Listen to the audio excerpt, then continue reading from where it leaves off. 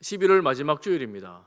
11월 마지막 주일인데 이제 다음 주가 12월 한 달 남았습니다. 여러분 겨울 맞을 준비를 잘 해야 되는데 믿음으로 여러분 잘 하시기를 바랍니다. 우리가 지난 주간에 매일 우리가 창세기를 묵상을 하다가 드디어 50장 그 긴 창세기를 마쳤습니다.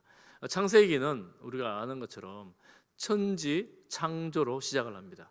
그리고 죄의 시작을 알려줍니다. 그리고 이스라엘이라는 그 나라가 어떻게 시작했는지도 알려줍니다. 그래서 창세기는 시작의 책이라고 할 수가 있습니다. 시작, 장엄한 시작이죠. 천지를 창조하시니까요. 그리고 오늘 본 우리가 마지막 창세기의 마지막 본문은 요셉의 죽음으로 끝이 납니다. 이 죽음으로 끝이 나니까 대단하게 위대하게 시작을 해서 너무 이렇게 죽음이 좀 이렇게 슬픈 이런 내용으로 끝이 나는 게 아닌가 이런 생각을 할 수가 있는데, 제가 창세기를 묵상을 하면서 이 마지막을 함께 우리 성도님 나누었으면 좋겠다 싶어서 함께 말씀을 나누는데, 이 죽음으로 끝이 나는 창세기가 소망이 없는 것이 아니라 오히려 위대하고 큰 소망으로 끝이 난다 하는 사실을 우리가 알 수가 있습니다. 그래서 그 소망을 함께 나누어 보려고 말씀을 나눕니다. 죽음은 피할 수 없는 것이지만 무조건 슬픔뿐인 것만은 아닙니다. 슬픔이 있지만 소망이 없는 것이 아닙니다. 오늘 본문 보면 요셉이 마지막 유언 같은 내용을 말씀을 하고 있는 내용인데, 요셉이 어떤 사람입니까? 기곤중에 있던 가나안에 살던 가족들을 다 이끌고 내려와서 먹이고 입혔던 요셉입니다. 요셉은 17세에 애굽으로 내려왔습니다. 그리고 30세에 총리가 되었고 오늘 본문에 보면 110세에 죽습니다. 30세에 애굽 총리가 되면서 애굽의 2인자잖아요. 바로 다음 애굽의 2인자인데 풍년의 때, 7년 흉년의 때를 너무나 잘 극복하여 이겨낸 정말 대단한 통치력을 가지고 애굽을 섬겼던 그런 요셉이었습니다. 그렇지만 그도 이 죽음을 피할 수는 없습니다. 제가 설교할 때마다 가끔씩 인용하는 구절인데, 히브리서 9장 27절 말씀에 한 번 죽는 것은 사람에게 정해진 것이요 그 후에는 심판이 있으리니. 이 죽음을 인생이 피할 수 없습니다. 애굽의 바로도 애굽의 2인자, 그 당시 가장 강력했던 나라 애굽 이집트의 2인자 총리였던 요셉도 죽음을 피할 수 없습니다. 오늘 성경에도 보면 나오지만 유대인들은 하나님에 대해서 말할 때에 하나님을 어떻게 말씀하냐 하면 아브라함과 이삭과 야곱의 하나님, 이런 표현을 씁니다. 이스라엘을 처음 시작했던 1대 족장 아브라함, 그리고 두 번째 이삭, 세 번째 야곱. 아브라함이 175세를 살았습니다. 이삭이 180세를 살았고 야곱이 147세를 살았습니다. 그 아들 요셉이 오늘 110세를 살았다고 말하죠. 이 오래 살았는데 오래 살아도 결국은 떠나가는 인생입니다. 그런데 하나님은 어떤 하나님이냐면 아브라함을 불러내셨고 아브라함에게 언약을 하셨고, 또한 그 아들 이삭을 찾아가셔서 아브라함에게 하시는 그 언약을 확인해 주시면서 이 언약을 또한 확증하시고, 또 그 아들 야곱에게 찾아오셔서, 야곱은 특별하게 여러 번 만나 주셨죠. 가나안을 떠날 때도 만나 주시고 가나안으로 돌아올 때도 만나 주시고 여러 번 만나시면서 하나님께서 그들에게 말씀하셨습니다. 그러니 여러분, 아브라함과 이삭과 야곱의 하나님, 사람은 시간이 지나면 이 땅에 사라지지만 하나님은 여전히 각자에게 동시대를 살아가셨습니다. 그 하나님이 오늘 우리의 하나님이십니다. 과거에 그들을 만나 주셨던 하나님, 말씀하셨던 하나님은 지금도 오늘날에도 여전히 우리에게 오셔서 만나 주시고 말씀하십니다. 그래서 하나님은 영원하신 하나님이시지요. 인생은 한번 떠나가지만 하나님은 그렇지 않습니다. 그래서 우리가 참 믿음을 가진 우리가 생각하는 것 한 가지는, 우리도 하나님을 이렇게 믿고 섬겼는데 우리 다음 세대는 어떻게 될까? 우리가 부모님을 통하여 이 믿음을 물려받았는데 다음 세대는 어떻게 해야 될까? 24절 하반절에 보면 아브라함과 이삭과 야곱에게 맹세하신 땅에 이렇게 말씀합니다. 그러니 하나님은 아브라함과 이삭과 야곱에게 나타나셔서 맹세하셨습니다. 말씀하셨습니다. 약속하셨습니다. 혹시 여러분들이 만난 하나님에 대한 경험, 약속, 말씀이 혹시 있습니까? 지금 요셉은 형제들과 그 후손들 앞에서 이런 유언을 하는데, 우리 자녀들이 아니면 여러분 할아버지, 여러분 아버지, 여러분 부모님들께서 여러분들에게 나는 이런 하나님을 만났노라고 하는 그런 이야기를 들은 적이 있습니까? 여러분 부모님이 만났던 하나님은 어떤 하나님이셨습니까? 여러분 부모님은 여러분들에게 어떻게 신앙생활을 하라고 말씀해 주셨습니까? 지금 오늘 이 장면은 그런 장면이라고 할 수 있습니다. 할아버지, 아버지가 우리 부모님들이 믿었던 하나님께서 자녀들에게 하신 그 약속을 이어가면서 너희들이 이렇게 하기를 바란다, 이렇게 말씀하는 거예요. 그래서 저는 우리 다음 세대가 여러분들의 입술을 통하여, 우리 부모님 세대의 입술을 통하여 나의 하나님은 이런 분이었노라고 여러분 전해줄 수 있기를 간절히 바랍니다. 오늘 새벽에도 말씀을 보니까 자녀들아 불러놓고 다윗이 친히 말씀을 하는 거예요. 하나님 앞에 살아가는 삶은 이런 삶이다, 이렇게 말씀을 하는 거예요.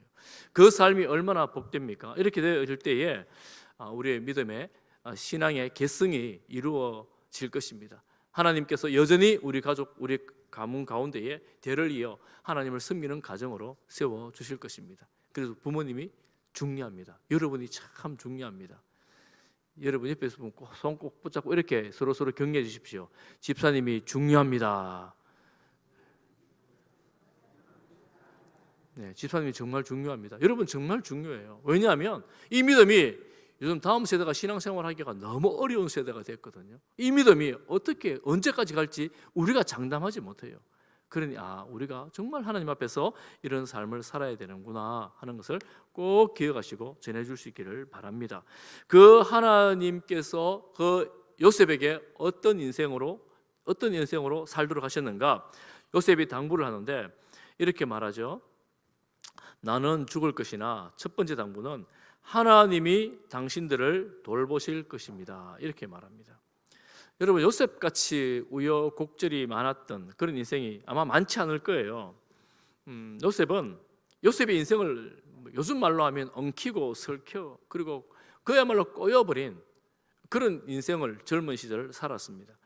어린 시절에 아버지의 편애를 받아 집에 있을 때야 잘 살았지만 시기, 꿈 한번 이야기해서 시기를 받고 죽을 위기에서 겨우 목숨을 건져 애굽의 종으로 또 모함으로 애굽의 감옥에 살았던 이 13년의 세월을 생각을 해보면 요셉은 참 어떤 인생일까요? 어떻게 말할 수 있을까요? 그런데 요셉은 종으로 있을 때나 그리고 모함으로 감옥에 있을 때나 하나님께서 그의 인생에 오셔서 개입했습니다. 창세기 39장 3절에 종으로 있을 때 그의 주인이 여호와께서 그와 함께 하심을 보며 또 여호와께서 그의 범사에 형통하게 하심을 보았더라. 주인이 누구? 보디발 아닙니까? 보디발이 요셉을 보니까 저 청년은, 저 종은 하나님이 함께 하시는구나, 이것을 본 거예요. 그리고 그가 종인데, 노예인데 하나님이 저 청년을 형통하게 하시는구나, 이걸 깨닫게 된 겁니다. 보게 된 겁니다. 그리고 감옥에 있을 때도 똑같았습니다. 창세기 39장 23절에 보면 우리 한번 같이 볼까요? 같이 보겠습니다. 시작. 간수장은 그의 손에 맡긴 것을 무엇이든지 살펴보지 아니하였으니 이는 여호와께서 요셉과 함께 하심이라. 여호와께서 그를 범사에 형통하게 하셨더라. 간수장이 감옥에 있는 이 요셉을 보면서 깨달은 것이 하나가 있습니다. 이 감옥에 범죄해서 잡혀온 사람 아닙니까? 죄인인데 형통한 거예요. 신실한 거예요. 믿을 만한 거예요. 일을 맡겨보니까 일을 너무너무 잘하는 겁니다. 빈틈이 없는 겁니다. 보니까 이 청년에게는 하나님이 함께 하시는구나 하는 것을 간수장이 깨달았습니다. 그가 그래서 감옥에서도 형통했습니다. 하나님께서 함께 하시는 형통을 요셉은 경험했습니다. 그런데 여러분, 제가 질문을 한번 해보겠습니다. 여러분 한번 생각해 보세요. 요셉이 하나님과 함께 할 때 형통했는데 여전히 종이었습니다. 노예였습니다. 노예. 그리고 하나님께서 그와 함께 하셔서 형통했는데 여전히 감옥 안에 있습니다. 여러분들은 어떠시겠어요? 감옥 안에서 혹은 노예로 하나님이 함께하는 삶이 괜찮으신가요? 아니면 하나님 함께하지 않아도 되니까 나를 자유롭게 해주세요. 어느 편이 좋으신 것 같습니까? 그래도 내 인권이 있는데 나를 자유롭게 좀 내버려 두세요. 하나님 함께하지 않아도 좋으니 나는 노예로 살기 싫어요. 나는 이 감옥에 살기 싫어요. 나는 내 인생을 내가 멋지게 한번 영위해 볼 수 있어요. 뭐가 더 좋으시겠습니까? 물론 뭐 그렇게 한다고 해서 감옥에 나오거나 노예로 살지 않는 것은 아니긴 합니다만, 요셉의 입장에서는 억울함이 있지 않았겠어요? 얼마나 억울했겠습니까? 감옥에 온 것도 억울하고 팔린 것도 억울하고. 그런데 요셉은 종으로 있든지 혹은 감옥에 있든지 사람들이 보면서 야, 하나님이 저 사람과 함께 하는구나 라는 것을 보여주는 삶을 살았습니다. 그러니 우리가 여러분 생각해 볼 때에 원망이나 불평이나 혹은 이 상황을 부정적으로 보면서 다른 사람들에게 부정적인 영향을 주는 그런 사람은 아니었다 하는 것을 알 수가 있습니다. 요셉은 그런 삶을 살아갔던 거예요.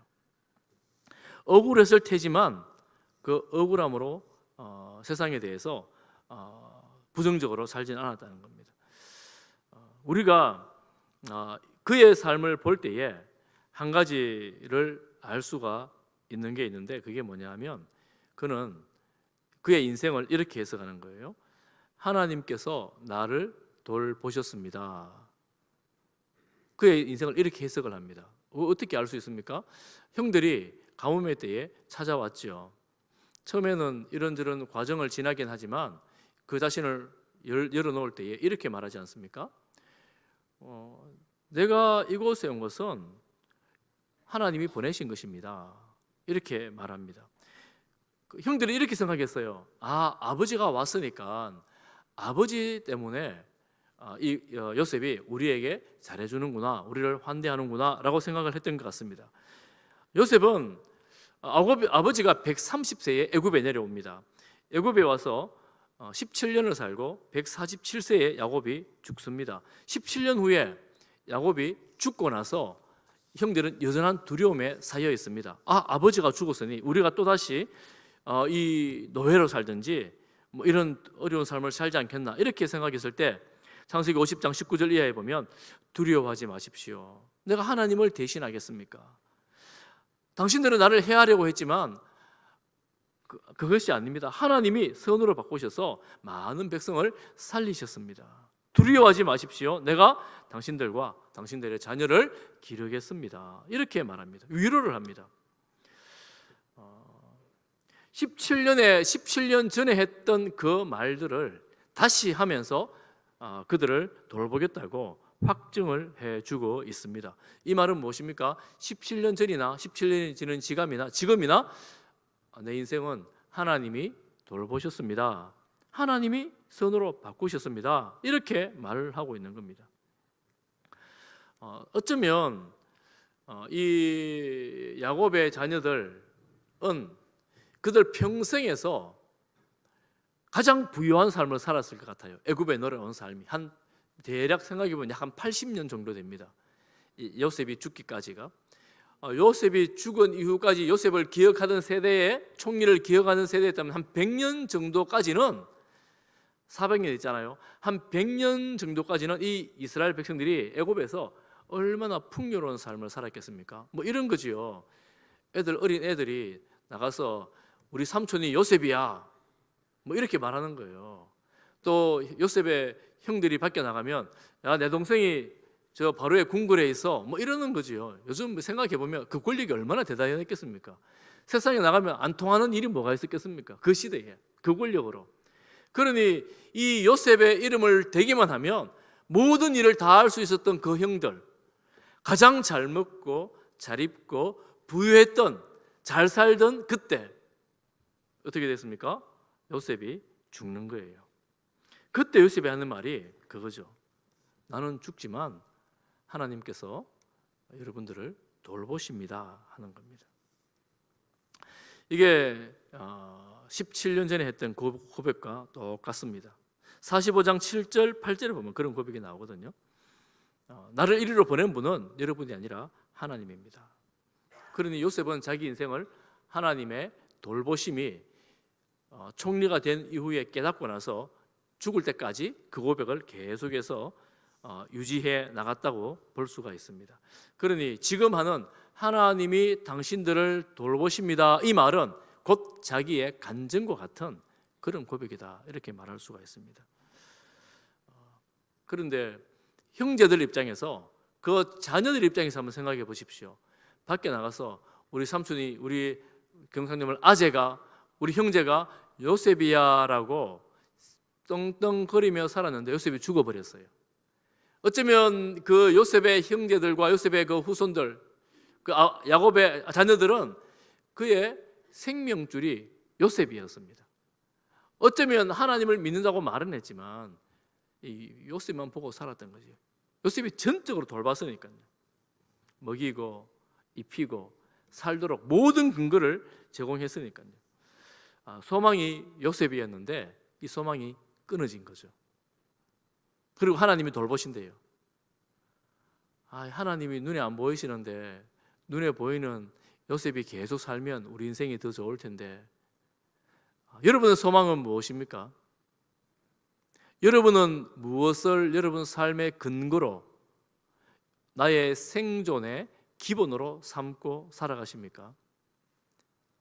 여러분 마음에 혹시 우리가 하나님 돌보는 인생인데 하나님보다 더 신뢰하고 더 의지하고 더 믿고 있는 것들이 있다면, 더 사랑스럽고 더 좋은 것이 있다면, 여러분 오늘 이 시간에 한번 생각해 보시고 정리를 한번 하시면 좋겠어요. 왜냐하면 그것이 영원하지 않기 때문에 그렇습니다.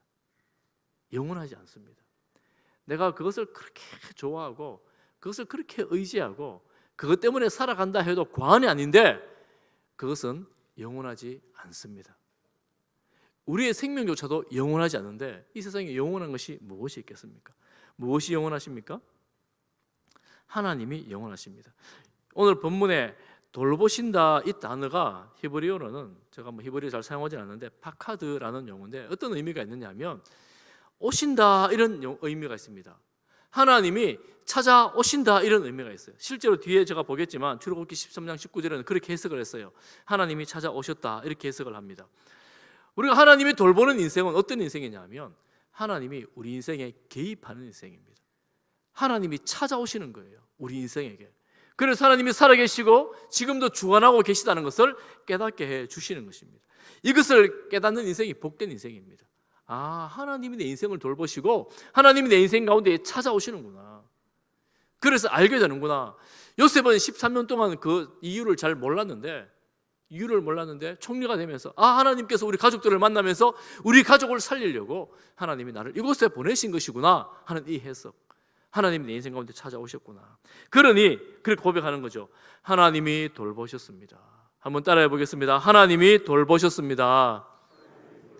또 따라해 보겠습니다. 하나님이 돌보실 것입니다. 여러분, 우리의 믿음이 지금까지 내 인생이 하나님의 돌보심으로 왔다면 우리 다음 생에, 우리 자녀들 세대도 하나님께서 분명히 돌보실 것입니다. 우리를 하나님 찾아오셨던 그 하나님께서 우리 다음 세대 아이들을, 우리 자녀들을 분명히 찾아가실 것입니다. 그래서 우리가 할 수 있는 게 하나님이 돌보실 거야, 나는 이런 하나님을 만나서 이렇게 이야기를 해주지만 그들의 인생을 주관하시는 분은 하나님이십니다. 나 자신이 아니에요. 아무리 말을 하고 아무리 우리가 잘해주지만 우리가 할 수 있는 것 거기까지예요. 그러니 이 자녀들의 문제, 다음 세대에 대해서는 하나님께 맡기는 거죠. 요셉이 딱 그렇습니다. 지금까지 내가 모든 것을 책임졌는데, 말로는 하나님이 돌보신다고 했지만 요셉이 전부를 책임졌어요. 그렇지만 이제는 나는 사라지니 하나님이 여러분들을 돌보십니다. 하나님이 여러분 인생 가운데 찾아가실 것입니다. 이렇게 유언을 하는 겁니다. 저는 우리 부모님 세대가 우리 다음 세대에, 우리 교회 어르신 세대가 우리 다음 세대에 이런 믿음으로 우리 자녀들을, 우리 후손들을, 믿음의 다음 세대를 잘 돌볼 수 있기를 바랍니다. 우리가 돌볼 수 있는 게 많지 않습니다. 우리가 해줄 수 있는 게 많지 않아요. 그러니 이런 믿음으로 하나님께 맡겨드립니다. 왜냐하면 내가 해주려고 해도 해줄 수 있는 게 별로 많지 않기 때문에. 여러분, 무엇을 더 많이 해줄 수 있겠습니까? 별로 없어요. 여러분, 지금 생각해 보세요. 내가 우리 자녀들에게 뭘 해줄까? 뭘 대해줄까? 저는 여러분들이, 우리 자녀들에게 하나님만을 평생 신뢰할 수 있는 그 믿음의 유산을 물려주시는 정말 믿음의 부모님들 되시기를 간절히 바랍니다. 그래서 우리 자녀들이 우리 부모님 기억하면, 와, 유산을 엄청나게 물려주셨지, 너무 좋아, 부모님 감사합니다. 이것도 참 귀하지만 여러분, 그 많은 유산은 영원하지 않습니다. 또 우리 부모님이 우리에게 이 건강한 육신을 물려주셨지, 얼마나 감사합니까? 부모님 건강한 육신을 물려주셔서 감사합니다. 그렇지만 우리의 건강도 영원하지 않습니다. 평생 바라보고 평생 신뢰하고 평생 붙들어야 할 분이 우리 하나님이라는 사실을 알고, 여러분, 하나님을 붙들 수 있도록 믿음으로 우리 자녀들을 양육할 수 있기를 축복합니다. 그리고 두 번째 당부가 나옵니다. 두 번째 당부는 뭐냐면 25절에 보면 자녀들에게 맹세시켜 이르기를 하나님이 반드시 당신들을 돌보시리니 당신들은 여기서 내 해골을 메고 올라가겠다 하라. 지금 이 요셉은 언제 이 애굽을 떠날지를 모릅니다. 애굽을 언젠가는 떠날 거예요. 그런데 이 유골을 가지고 올라가라는 유언을 하고 있는 겁니다. 여러분, 이집트에 가면 피라미드라는 어마어마한 그 엄청난 그 묘지가 있지 않습니까? 그 묘지에 시신을 보면 지금까지 시신의 상태가 보존되어 있는 경우가 많습니다. 그러니 여러분, 수천 년이 지난 이 시신이 정말 대단한 장례법을 가지고 있습니다. 우리가 오늘 50장에 보면 그렇게 가능했는 이유를 좀 볼 수가 있는 힌트가 있는데, 50장 2절에 보면 요셉이 아버지 야곱을 장례할 때에 50장 2절에 보면 아버지의 몸을 향으로 처리하게 하며 그 의원들이 그런 일들을 했습니다. 시신을 처리하는 일을 며칠 동안 하느냐면 향유로 40일 동안 향유 처리를 합니다. 그리고 70일 동안 이 장례를 치릅니다. 그리고 그 시신을 그렇게 관에 넣어서 이 피라미드에 넣어두니 이 시신이 지금까지 보존이 된 거라고 볼 수가 있겠죠. 대단한 장례법이잖아요. 그런데 아버지가 야곱이 죽으면서 뭐라고 말하냐 하면 49장 29절 이하에 보면 내가 이제 내 저손에게로 돌아가는데 내가 이곳에 묻힐 것이 아니라 우리 손조와 함께 장사하라. 그 굴은 49장 30절에 보면 가나안 땅 마므리아 막벨라 밭에 있는 것이라 이렇게 말합니다. 이 밭이 어떻게 생겼느냐? 아브라함이 헷사람 에브론에게 밭과 함께 사서 그의 매장지를 삼았다. 그곳에 누가 있느냐 하면 49장 31절에 보면 아브라함과 그의 아내가 거기 장사되었고 이삭과 그의 아내 리브가가 거기 장사되었고 내 아내 레아도 거기 장사되어 있다. 그곳에 나를 장사하라. 이렇게 유언을 합니다.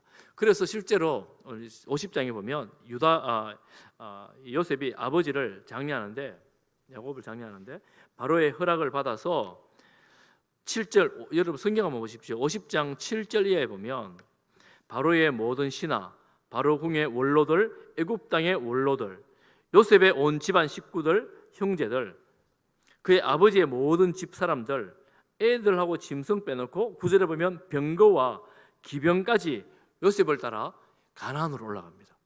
여러분, 그러니까 아버지 야곱의 장례 행렬이 정말 대단했습니다. 이 보호하기 위해서 갔는지 모르지만 병거와 기병까지 군대까지 따라갔어요. 그러니까 이 얼마나 대단한 장례였습니까? 여러분 보세요. 야곱은 요셉의 그 총리의 권력을 가지고 이렇게 장례하고 이곳에 묘지를 만들었으면 뭐 요즘 보는 피라미드 정도는 아니어도 최소한 이 대단한 장례 무덤을 만들 수가 있었습니다. 그런데 이 무덤을 만들지 않습니다. 아마 이렇게 많은 고위급 관료들이 이 아버지 장례 절차를 따라 가나안에 갔는데 이 막벨라 굴이라는 조그만 동굴을 보고 얼마나 실망했겠어요. 야, 이 무덤에 묻으려고 이 장례를 치르고 왔나? 이 생각하지 않았겠어요. 이 애굽에서 장례 치르면 어마어마한 무덤을 만들 수가 있는데 뭐지? 이런 생각 안 했겠어요. 그런데 그 장례대로 치러서 그 많은 사람들이 장례 행렬이 막벨라 굴까지 가서 거기 묻고 오는 거예요. 두고 오는 겁니다. 그 땅은 굉장히 의미가 있는 땅인데 성경에 계속 반복되는 구절인데 아브라함이 돈 주고 샀는 땅이다 이 말을 계속하고 있습니다. 이게 무슨 뜻이냐면 하나님께서 아브라함에게 약속한 것 두 가지가 있다 그랬죠. 큰 민족은 이제 애굽에서 이루게 됩니다. 그리고 땅을 약속하셨어요. 그런데 땅은 하나님께서 이방인을 불러와서 가나안에 살게 하셨는데 자기 땅이 하나도 없었어요. 그런데 사라가 죽으면서 이 무덤을 만들어야 되겠는데 어쩔 수 없이 아브라함이 돈을 주고 산 땅인데 우리 사투리로 바단떼기 하고 그 동굴 하나예요. 그 동굴에 무덤을 만든 거예요. 가족 묘를 만든 겁니다. 그러니 평생 살면서 하나님 땅 주신다 그러는데 이 아브라함이 가진 땅은 여기 다예요. 자기 소유 땅이 없습니다. 그런데 성경을 보면 계속해서 이 사람들의 후손들은 애굽의 부유함을 버리고 가나안 땅으로 갑니다. 심지어 요셉은 언제 죽을지도 모르고 어디로 어떻게 묻힐지도 모르는 이 해골을 메고 올라가라고 말합니다. 실제로 어떻게 됩니까? 400년 후에 그렇게 되지요. 400년 후에 어떻게 됩니까? 출애굽기 13장 19절에 보면 이렇게 말씀합니다. 같이 읽어보겠습니다. 시작. 모세가 요셉의 유고를 가졌으니 이는 요셉이 이스라엘 자손으로 단단히 맹세하여 이르기를 하나님이 반드시 너희를 찾아오시리니 너희는 내 유고를 여기서 가지고 나가라 하였습니다. 하나님이 찾아오신다 그랬죠. 이 말씀입니다. 아까 돌보신다는 말씀이에요. 실제로 400년이 지난 다음에 출애굽하면서 이 요셉의 유고를 메고 나가는 겁니다. 야, 뭐 400년 연수로 따지면 한 300년 정도 될 텐데 그 죽은 이후로 유골이 얼마만큼 남아 있을지도 잘 모를 일이었습니다만 물론 향처리를 잘했으면 잘 보존됐을 수도 있겠죠. 그 유골을 메고 그 광야로 나가는 거예요. 왜 그랬을까? 왜 그 땅에 대한 미련, 그 동굴에 대한 미련을 버리지 못했을까? 애굽의 화려함이 훨씬 나은데, 애굽이 훨씬 더 좋은데 왜 버리지 못했을까? 왜 그랬겠습니까? 바로 하나님께서 아브라함에게 하신 언약, 맹세, 이 맹세가 그들에게 이어졌고 요셉 역시도 그 언약의 상속자가 된 겁니다. 언약의 상속자라 돼서 이 좋은 애굽 땅을 포기하고 내려놓고 이제는 나도 아버지, 우리 선조들이 있는 그 묘실, 너무 비록 초라하고 작지만 애굽의 무덤에 비하면 너무 아무것도 아니지만 내가 이곳에 묻히기를 원합니다. 이런 마음이, 이런 소망이 가지고 있었던 겁니다. 그에게 있었던 겁니다. 그러니 이 언약의 땅을 향한 하나님의 약속을 향한 열망, 열정들이 아브라함에게 하나님께서 주셨고 이삭이 받았고 그의 아들 야곱이 받았고 또한 요셉에게로 다음 세대가 그 언약의 약속을 가지고 있었던 것입니다. 그렇게 생각해 보면 오늘 우리는 어떤가? 우리는 본향을 바라보며 살아가는 성도들입니다. 본향이, 이 땅이 너무 좋잖아요. 좋은 집, 맛있는 음식, 좋은 옷, 뭐 누리고 즐길 게 너무 많지 않습니까? 너무 좋지만 이 땅에서 영원히 살 우리가 아니지 않습니까? 영원하지 않지 않습니까? 우리가 너무나 잘 알고 있지 않습니까? 그렇다면 우리가 바라보고 소망하는 본향, 아버지와 함께하는 그곳을 소망하며 살아가는 우리들이 가져야 될 마음이 무엇인가? 주님께서 지금도 우리를 기다리고 계십니다. 요한복음 14장 2절 3절을 한번 보겠습니다. 우리 잘 아는 말씀인데 같이 봅니다. 시작. 내 아버지 집에 거할 곳이 많도다. 그렇지 않으면 너희에게 일러 쓰리라. 내가 너희를 위하여 거처를 예비하러 가노니 3절. 가서 너희를 위하여 거처를 예비하면 내가 다시 와서 너희를 내게로 영접하여 나 있는 곳에 너희도 있게 하리라. 할렐루야. 주님 다시 오시는데 그 이유가 뭐냐면 예수님 계신 그곳에 우리를 데리고 가시기 위해서 다시 오신다고 말씀하십니다. 그러니 언젠가 우리가 주님께로 가시든 주님께서 오셔서 우리를 만나든지 우리는 주님과 함께 영원히 살 것입니다. 본향을 바라보는 믿음이 바로 그것입니다. 우리가 이 땅에 어떻게 살아야 되겠어요? 주님 다시 오시고 우리가 다시 주님 만날 그날이 우리에게 반드시 있다. 그날을 소망하며 살아가는 것입니다.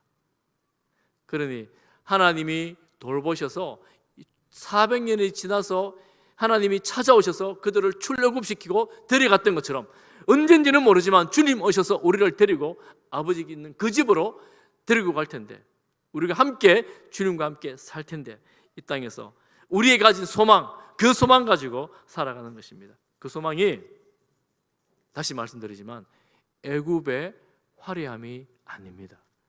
애굽의 명성이 아니었습니다. 어쩌면 성경에 어떤 데 나오는 것처럼 우리의 소망이라는 것이 손바닥만한 구름 정도같이 작아 보일 때가 있습니다. 이 가뭄 때에 저 구름 손바닥만한 구름 와서 무슨 기가를 하며 이 가물에 타들어가는 곡식을 어떻게 살릴까? 이런 손바닥만한 구름이 우리의 믿음의 정도일 수도 있어요. 그렇지만 엘리야 선지자가 보았던 그 손바닥만한 구름이 온 대지를 적시고 기가를 해결하고 또한 생육을 모든 생물들을 살려낸 것처럼 풍요롭게 살려낸 것처럼 우리의 지금 믿음이 작고 약하고 좀 미미하다 할지라도 우리가 이 소망 가지고 살아갈 때에 하나님 이 땅이 아니고 영원한 주님과 함께 있는 그 소망, 그 삶을 하나님 내 것으로 믿습니다. 주님, 제가 그 믿음으로 주님 바라봅니다. 여러분 이 믿음으로 살아갈 수 있기를 축복합니다. 지금 내가 가진 이 믿음이 전부가 아니에요. 전부가 아닙니다. 더 확실하고 더 크고 더 놀라운 은혜가 우리의 심령 가운데 있을 터이고 앞으로 혹시 그 은혜가 내게 다 경험되지 않는다 할지라도 하나님은 믿는 자들에게 약속하신 그 영원한 천국이 있습니다. 다시 오셔서 우리를 그곳으로 인도해 가실 것입니다. 그러니 우리가 흔들리지 아니하고 주님 바라보며 살아갈 수 있기를 축복합니다. 여러분 요셉의 인생이 참 우여곡절이 많고 소위 꼬인 인생 같지만 요셉의 고백처럼 하나님께서 돌보신 삶이었습니다. 혹시 여러분 지금 우리의 삶 가운데에 내 인생은 왜 그런고, 나는 왜 이렇게 힘든 삶인고, 다른 사람들 보니까 이런 거 저런 거 잘 되고 자녀들도 너무 잘 되는데 나는 왜 이런고, 이런 생각이 드시는 분이 있다면 여러분 마음에 새기십시오. 내가 다 이해할 수는 없지만 하나님께서 지금도 여러분을 돌보시고 계십니다. 지금도 돌보시고 계십니다. 다 이해할 수 없지만 하나님의 때가 되면 하나님께서 우리 가운데 개입하시고 인도하셔서 우리의 삶을 온전함으로 채워 주실 것입니다. 그래서 우리는 고백합니다. 하나님께서 돌보셔서 감사합니다. 하나님 돌보심 안에 살아가겠습니다. 그리고 하나님 우리 다음 세대가, 우리 자녀들 세대가, 우리 주일학교 세대가 하나님 돌보시는 세대로, 믿음의 세대로 세워지게 하여 주옵소서. 기도하는 우리 온 성도들 되시기를 주님의 이름으로 축복합니다. 아멘. 기도하겠습니다. 하나님 아버지, 지난 세월 생각하면 여러 가지 일들로 힘들었고 때때로는 고난도 있었습니다. 그렇지만 우리가 지금 돌아보면 그때에도 하나님께서 여전히 돌보아 주셨음을 믿습니다. 그래서 앞으로도 하나님께서 우리 인생을 돌보실 것을 믿습니다. 주여, 우리 다음 세대가 우리 부모님 세대와 함께 믿음의 세대로, 우리 부모님 세대보다 더 나은 믿음의 세대로, 하나님 돌보시는 세대로 살아가게 하옵소서. 예수님 이름으로 기도하옵나이다. 아멘.